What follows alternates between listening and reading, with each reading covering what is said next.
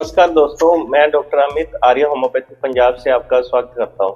अगर आप मेरे चैनल पे नए हैं तो प्लीज मेरे चैनल को लाइक शेयर सब्सक्राइब करिए और चैनल में बहुत बहुत स्वागत है। आज हम बात करेंगे रूमेटॉइड अर्थराइटिस के बारे में।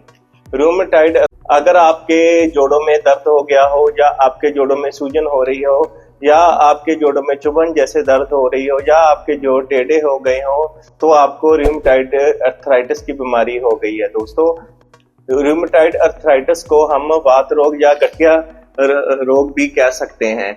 ये एक ऑटोइम्यून डिजीज होती है।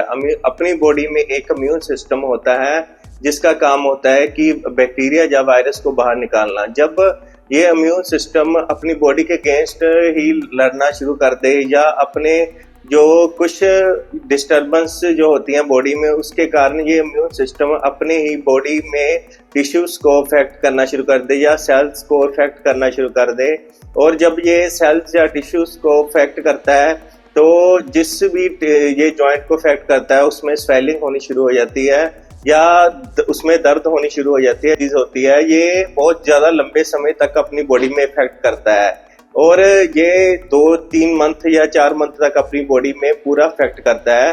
दोस्तों, ये एक जोड़ से लेके दूसरे जोड़ तक, दूसरे से तीसरे जोड़ तक और एक साइड से लेकर दूसरी साइड तक लगातार प्रोग्रेस करता रहता है और जॉइंट्स को इफेक्ट करता रहता है और जॉइंट टेढ़े होने शुरू हो जाते हैं। दोस्तों, ये जैसे छोटे जोड़, जैसे कलाई का जोड़ और जैसे उंगलियों का जोड़ और जैसे पैरों की उंगलियों का जोड़ और बड़े जोड़ जैसे नी जॉइंट जोड़, जैसे घुटनों का जोड़ और जैसे शोल्डर का जोड़, इनमें सूजन आनी शुरू हो जाती है या इनमें स्टिफनेस आनी शुरू हो जाती है, इनमें दर्द होना शुरू हो जाता है। और दोस्तों, अपने जॉइंट्स में सैन्युअल फ्लूइड होता है और जो जॉइंट्स की मेम्ब्रेन्स में इन्फ्लामेशन आनी शुरू हो जाती है, सैन्युअल मेम्ब्रेन्स में इन्फ्लामेशन होनी शुरू हो जाती है। और दोस्तों, अपने जॉइंट्स में जो लिगामेंट होते हैं, जो टेंडन होते हैं या अपने जो जॉइंट्स में मसल्स होते हैं उनमें इन्फ्लामेशन होनी शुरू हो जाती है और वो पेनफुल हो जाते हैं और उनमें स्वेलिंग होनी शुरू हो जाती है। दोस्तों, ये किसी भी एज में हो सकता है, ये बच्चों में भी हो सकता है, बुजुर्ग लोगों में भी हो सकता है, महिलाओं में भी हो सकता है, इसमें कोई एज बार नहीं है। बट ये हमने देखा है कि ये ज्यादातर महिलाओं में ज्यादा देखा गया है और ये देखा गया है कि ये 40 से लेकर 60 साल की उम्र के लोगों को ज्यादा ये प्रॉब्लम आती है। दोस्तों, रूमेटॉइड अर्थराइटिस धीरे धीरे बॉडी के दोस्तों दूसरे पार्ट्स को भी इफेक्ट करता है। दूसरे पार्ट्स जैसे लिवर को, जैसे हार्ट को और जैसे किडनी को भी ये इफेक्ट करता है। इसमें क्या क्या सिम्टम होते हैं जब रूमेटॉइड अर्थराइटिस हो जाए।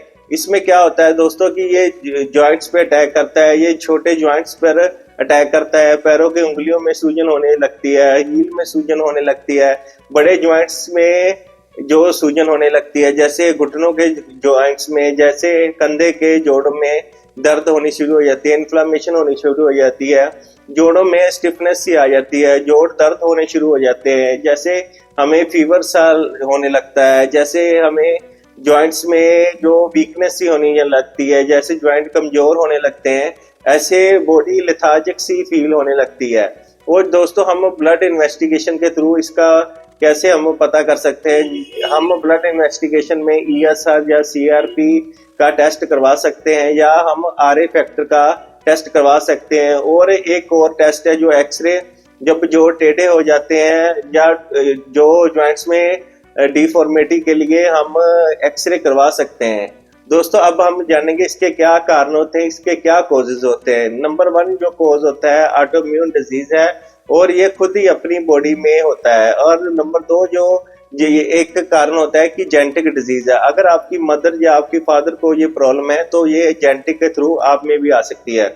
और जो लोग कोल्ड क्लाइमेट में ज्यादा रहते हैं दोस्तों, उन लोगों में भी ये प्रॉब्लम आ सकती है। और तीसरा जो मेन कॉज होता है कि एक्सीडेंट या जिनकी सर्जरी वगैरह में प्रॉब्लम हो गई हो उनको भी ये प्रॉब्लम आ जाती है दोस्तों। और कई लोगों में ज्यादा इन्फेक्शन या जॉइंट्स में ज्यादा इन्फ्लामेशन करके ये प्रॉब्लम आ जाती है और उनके जॉइंट्स में स्वेलिंग रहनी शुरू हो जाती है।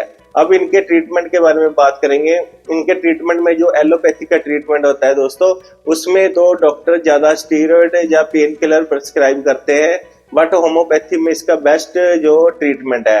अब होम्योपैथी की मैं आपको सिर्फ 3 सबसे टॉप की मेडिसिन बताऊंगा जो बहुत बढ़िया मेडिसिन हैं।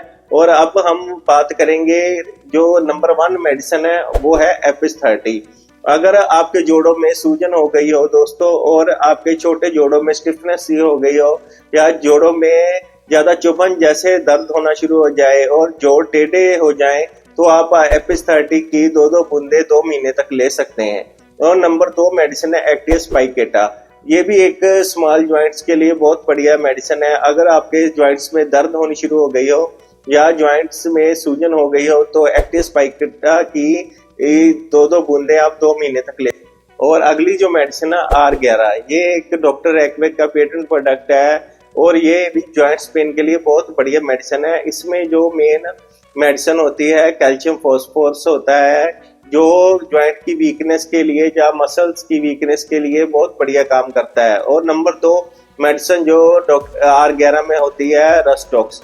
ये पेन एंड स्वेलिंग जो जॉइंट्स में आ जाती है उसके लिए बहुत बढ़िया काम करती है। और नंबर 3 जो मेडिसिन बहुत बढ़िया मेडिसिन है डॉक्टर एक्वेक की R11 में, ये बर्बेरिस जो पेन के लिए बहुत बढ़िया काम करती है। अगर इनकी हम 20-20 बूंदे 2 महीने तक लेते हैं तो हमें बहुत बढ़िया रिजल्ट मिलता है। और दोस्तों होम्योपैथी एक बेस्ट ट्रीटमेंट है। अगर हम 2 से 3 महीने तक इसका प्रयोग करते हैं तो हम रूमेटॉइड अर्थराइटिस को जड़ से दूर कर सकते हैं। दोस्तों अगर आपको मेरी ये वीडियो अच्छी लगी हो तो प्लीज लाइक शेयर सब्सक्राइब करना। थैंक यू दोस्तों।